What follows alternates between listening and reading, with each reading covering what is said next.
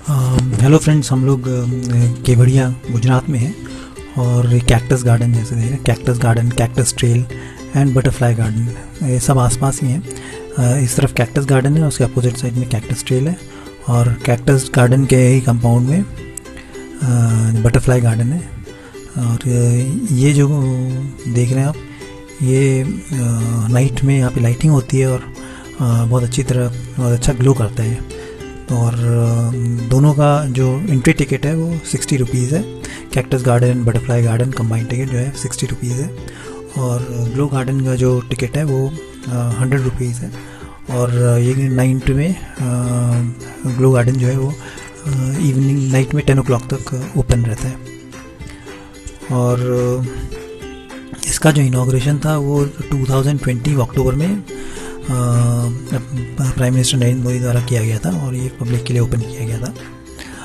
और इसमें different cactus की प्रजातियां जो है अलग अलग देशों से, इंडिया से लगाई गई हैं। और ये यहाँ से स्टैचू ऑफ यूनिटी का आप देख सकते हैं और ये इस तरफ सरदार सरोवर डैम है और बीच में ये नर्मदा रिवर है और इसमें क्रूज़ बोट्स भी चलती हैं, तो आप यहाँ पे बोटिंग भी कर सकते हैं। और नाइट में इसमें लेज़र शो होता है, डैम में लाइट शो होता है और सरदार सरोवर की स्टैचू के ऊपर लेज़र शो दिखाया जाता है। तो यहाँ पे इंटरनेशनल और नेशनल कई सारे प्रजातियाँ जो हैं वो कैक्टस की उनको डिस्प्ले किया गया है। और जो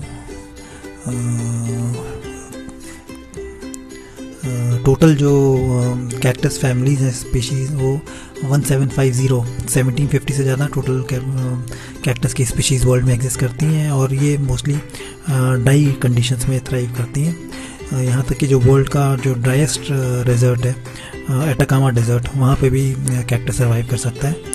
और मोस्टली ये जो है 30 degree north to 30 degree south latitude के बीच में जो है ये पाया जाता है।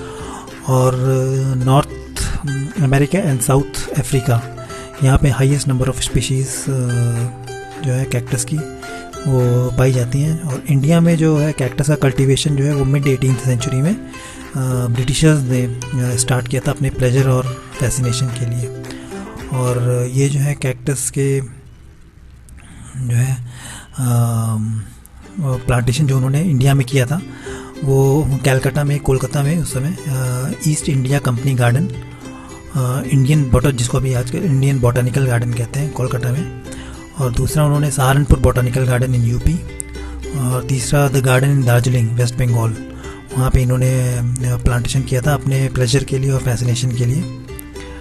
और ये जो है कैक्टस के जो बॉडी में मेडिसिनल यूजेस हैं उनका चार्ट है और उनका दिखाया गया है कौन कौन से जो है वैरायटी है कैक्टस किस बॉडी पार्ट्स के लिए बेनिफिशियल है।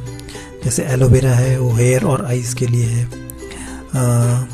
पियोटी कैक्टस जो है वो ब्रेन के लिए है, रियल टेल कैक्टस हार्ट के लिए बेनिफिशियल है, डेविल्स बैकबोन स्किन के लिए है, इंडियन स्पर्च ट्री लंग्स के लिए है, प्रिकली पियर इंटेस्टाइन्स के लिए, जेड प्लांट बोन्स के लिए, ट्रायंगुलर स्पर्च किडनी के लिए।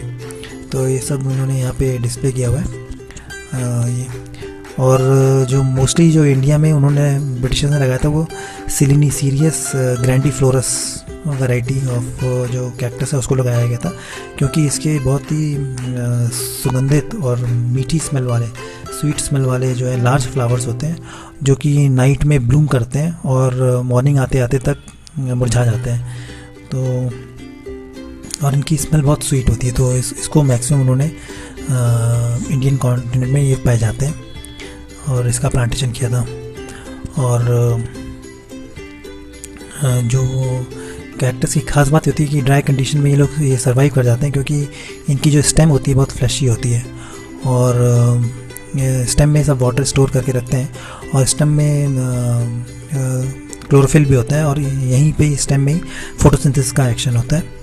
और इनके ऊपर कांटे होते हैं जो इनको जो ग्रेजिंग एनिमल्स हैं उनसे कैक्टस को प्रोटेक्ट करते हैं।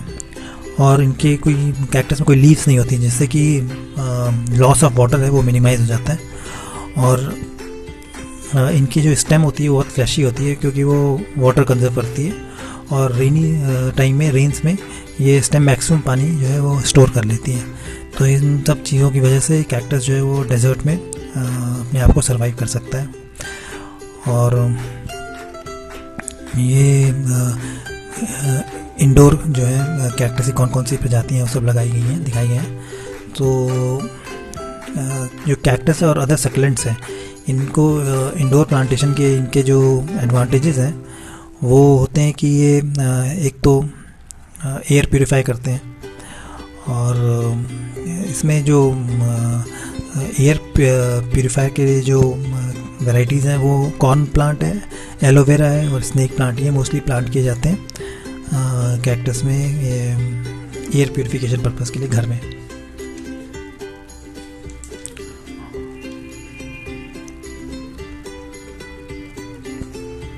और ये डेकोरेटिव पर्पज़ के लिए भी काफ़ी प्लांट्स किए जाते हैं, और इनमें ब्यूटीफुल फ्लावर्स होते हैं अलग अलग कलर्स और अलग अलग टाइप के। तो उस पर्पज़ के भी ये जो है घर में प्लांट किए जाते हैं।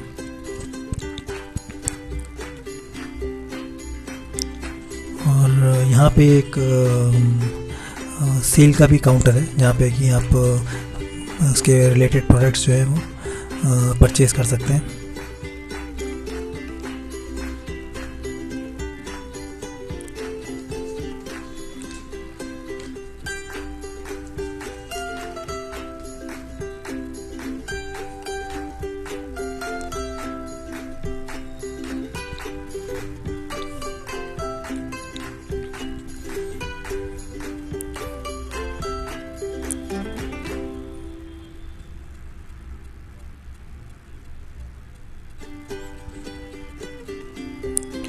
ये अभी यहाँ से आगे अभी हम लोग बटरफ्लाई गार्डन की तरफ जाएंगे, और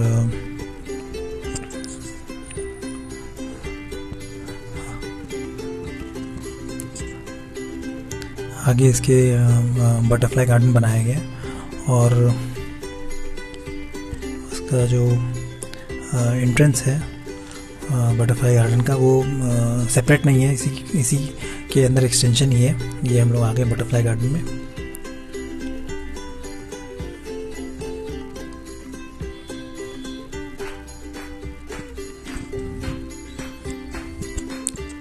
ये बटरफ्लाई इंथुजियास्ट और अमेचर्स के लिए अच्छी जगह है।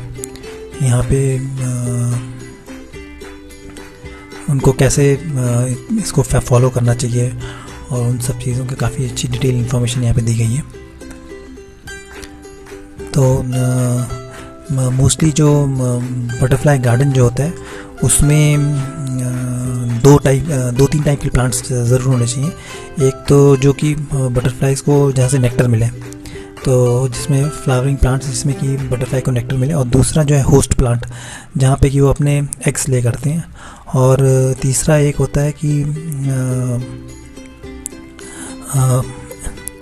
प्लांट्स जहाँ जिसमें जो कि उनको एल्कोलाइड्स प्रोवाइड करें, क्योंकि ये बटरफ्लाई को चाहिए होता है फेरोमोन्स प्रोड्यूस करने के लिए जो वो एक दूसरे को अट्रैक्ट करते हैं। तो ये जिसमें कि इंडियन वैरायटी में हीलियोट्रोप एंड रैटलवीड ये मेन प्लांट्स हैं, और इतने प्लांट जो हैं वो किसी बटरफ्लाई गार्डन में उन्हें ज़रूरी है, तभी बटरफ्लाई को अट्रैक्ट करेंगे।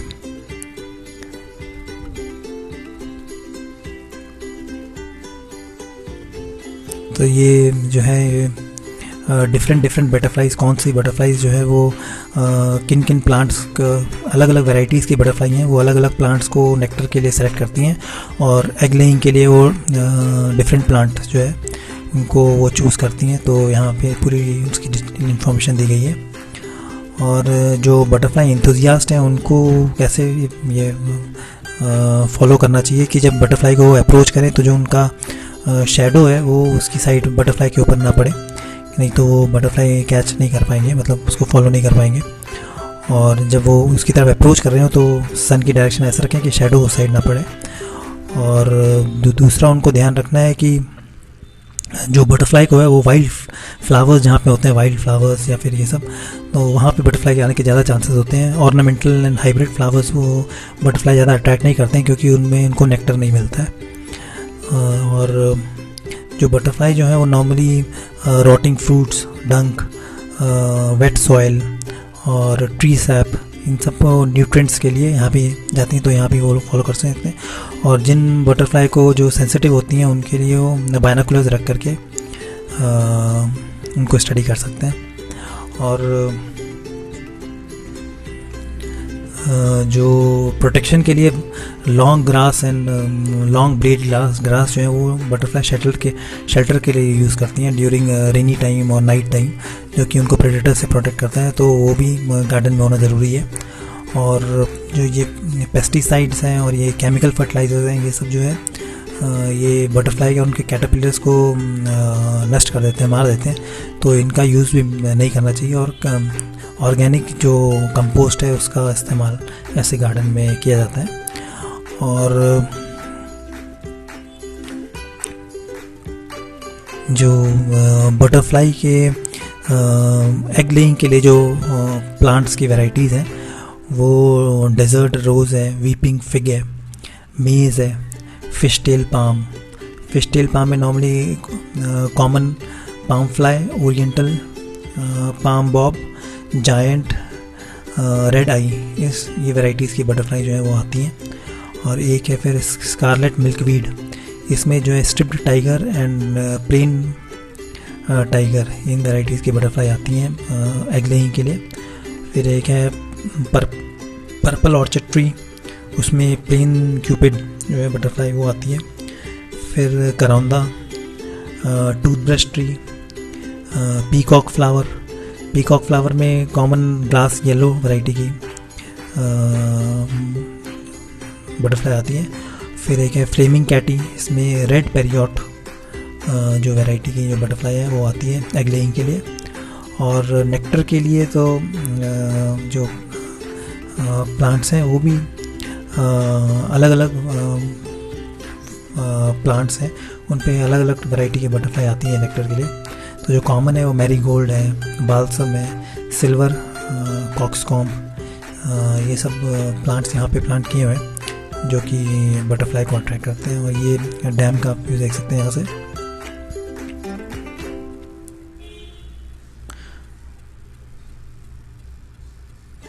अभी हम आ गए हैं कैक्टस ट्रेल में। ये कैक्टस गार्डन के अपोजिट साइड में इसको डेवलप किया गया है। और ये है कैक्टस का इंट्रोडक्शन। ये बहुत हार्श एनवायरनमेंट में भी सर्वाइव कर सकता है, ये सब इसमें बताया गया है। और एक है यूका प्लांट जो यहाँ पे डिस्प्ले किया हुआ है। यूका प्लांट वो मास्टर ऑफ वाटर कंजर्वेशन है और वो इतना बढ़िया वाटर कंजर्व करता है। और उसको जो है यूका फ्लावर को state flower of new Mexico में वो स्टेट फ्लावर का उसका दर्जा मिला हुआ है। और जो उसके होते हैं लीव्स होती हैं उसमें वैक्स की कोटिंग होती है टू प्रिवेंट वाटर लॉस।